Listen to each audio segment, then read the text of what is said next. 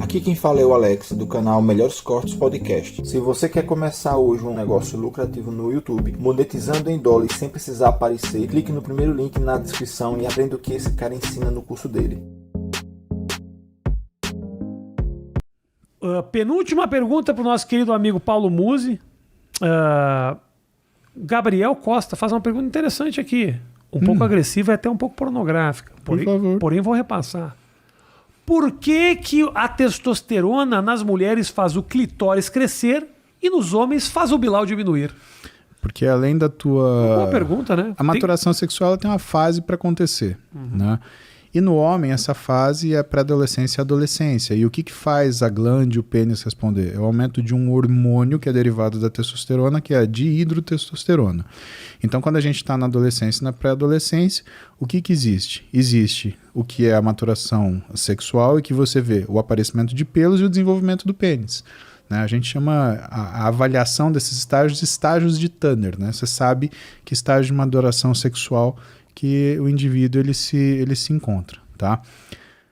Na mulher, você tem um tecido mais sensível, que quando ele é exposto a DHT, ele hipertrofia. O homem, aquilo fecha na adolescência. Na mulher, não.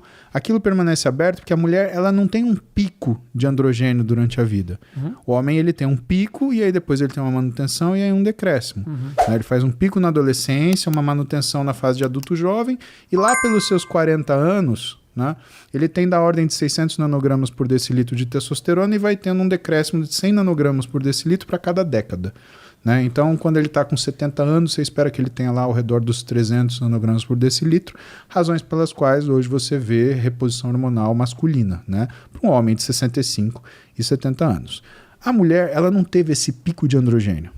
Então, o que acontece?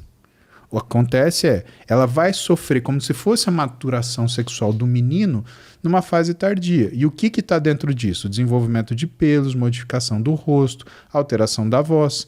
Veja que o excesso de testosterona na mulher adulta é como se fosse uma adolescência do menino. O que ela muda? Exatamente o que o homem muda na adolescência. E a hipertrofia do clitóris. Até que chega uma hora que aquilo lá para de aumentar. Né? Vamos fazer o inverso? Né? O que acontece com o homem quando você dá hormônio feminino? Tá bom, a pergunta dele é testosterona para os dois, mas tá equivocada. O que ele quis dizer, eu acho, quando você dá testosterona para a mulher... Aumenta o clitóris. Progesterona. Quando você progesterona, dá... é isso? Não. Quando você dá testosterona para a mulher, aumenta o clitóris. Mas se você dá para o homem, não muda nada o pênis. Não muda nada o pênis. Mas o que ele quis dizer é que diminui. O que ele talvez esteja querendo dizer é quando você toma hormônio feminino, por que diminui? Eu acho que talvez seja isso a pergunta. Eu não entendi. A pergunta dele foi idiota. Eu tô tentando salvar a tua pergunta, irmão. Desculpa. Não, a pergunta dele foi boa porque ele abre a oportunidade da gente entender o que é a testosterona na mulher, o androgênio na mulher e o que é, por exemplo, o estradiol no homem. Né? Por quê? O estradiol, não progesterona. Estradiol seria isso. O homem usando testosterona e ele perdendo o controle da produção de estradiol, ele começa a produzir tanto estradiol, às vezes, quanto uma mulher. E aí você fala, mas não é o suficiente porque ele está com androgênio alto. Então calma, pera, por quê? Porque uma mulher que usa testosterona, ela mantém caracteres femininos com androgênio alto, tá? Então quando você pega, lembrando que assim, as escalas hormonais do estradiol e da testosterona são completamente diferentes. Testosterona você mede em nanogramas por decilitro. Estradiol você mede em picogramas por mililitro. E isso muda completamente. A mesma coisa que você medir uma coisa em quilômetro e querer comparado uma coisa medida em centímetro. Não tem nada a ver. Né? A quantidade de estradiol que a gente tem é mínima, porque ele é um hormônio extremamente potente. Então, um pouquinho de aumento, o que acontece? Né? O homem começa a aromatizar. Quando a gente chama isso, a gente chama isso de hiperestrogenismo. É quando o homem, em geral, ele tem mais do que 50 picogramas por mililitro de estradiol no sangue, ou quando ele tem uma proporção de testosterona e estradiol de números absolutos, então você vê lá, 700 de testosterona, 50 de estradiol. Quando você vê números absolutos, menor do que 10:1. Tá? Então a gente chama isso de hiperestrogenismo. Nesse caso, quando a testosterona está no número legal e o estradiol está alto, significa que não está sintetizando bacana. A testosterona está virando do hormônio feminino, seria isso? Significa que ele está transformando em hormônio feminino. E assim, como o hormônio feminino é muito potente, ele não depende de uma quantidade de androgênio para fazer aromatização. Tanto é assim que o cara tem um hormônio masculino altíssimo, mas ele desenvolve ginecomastia, que é o quê? O desenvolvimento da glândula da mama. Ele desenvolve disfunção erétil. Ele afina a voz. Ele tem modificação, por exemplo, do que é o padrão de humor dele. Né? Por quê? Porque o estradiol, ele tem uma tendência euforizante. Então ele fica com um humor mais instável. Né? Ele oscila mais, ele fica mais sensível emocionalmente. Exatamente. Gosta de assistir uma novela.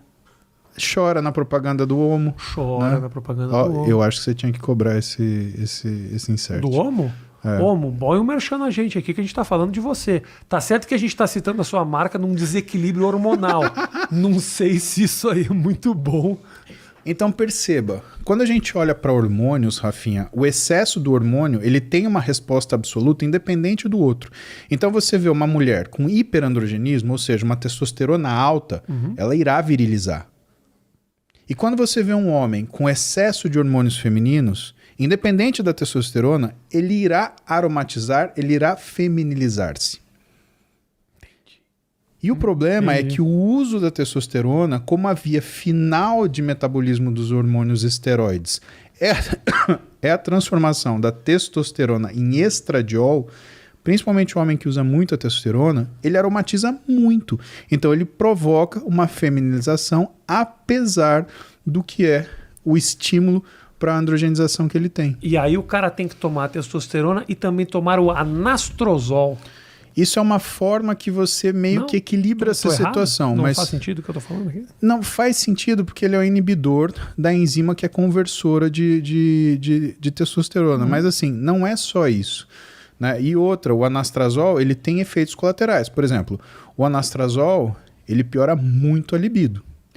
Então a tua libido tá ruim porque você tá hiperestrogênico. Ela fica pior porque você tá usando anastrozol. Entendi. E essas coisas são as coisas... 80% do que eu atendo no consultório é isso. Então o cara chega, cara, eu tô fazendo ciclo, mas assim, minha vida sexual tá um lixo, eu não tô ganhando mais músculo, eu tô perdendo músculo, eu tô engordando, eu não consigo controlar minha fome e minha vida tá um caos. Né? Essa popularização, o custo da popularização do hormônio por parte de profissionais e leigos, falando como se ele fosse uma coisa maravilhosa, que cura câncer, que faz você ficar gigantesco, que faz você ficar musculoso, é o quê? Um grupo de mulheres que estão cada vez mais masculinizadas e envelhecidas. Por quê? Porque o androgênio ele aumenta a velocidade do envelhecimento, ele não é droga anti-envelhecimento. Você duvida do que eu tô falando? Vai na academia ver as meninas que estão fazendo uso de androgênio. Elas têm 20, parece que tem 45. As de 45 parece que tem 90. E as de 90? As de 90... Aí estão no The Last of Us. Exatamente. Os vira zumbi. Você olha para os caras os homens, né, que fazem uso de esteroide, eles envelhecem muito mais cedo. Você olha para o sujeito, ele tem o rosto envelhecido. Você vê caracteres de uma pessoa envelhecida.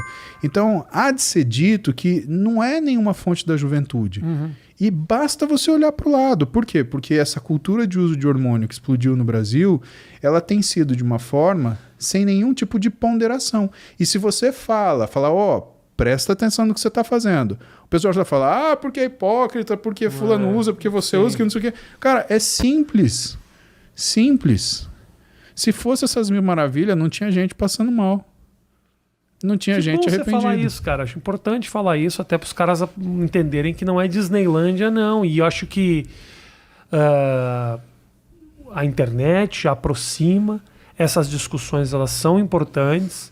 Isso, de alguma maneira, foi banalizado. Sim. E se não for feito de uma maneira responsável, é uma coisa que eu já ouvi você falar muitas vezes isso, vira um samba maluco e pode ser um tiro no pé. Aquele cara que acha que vai sair bonitão e transar pra caramba, ele fica 40 anos mais velho e o pau não levanta. Até rimou. Porra!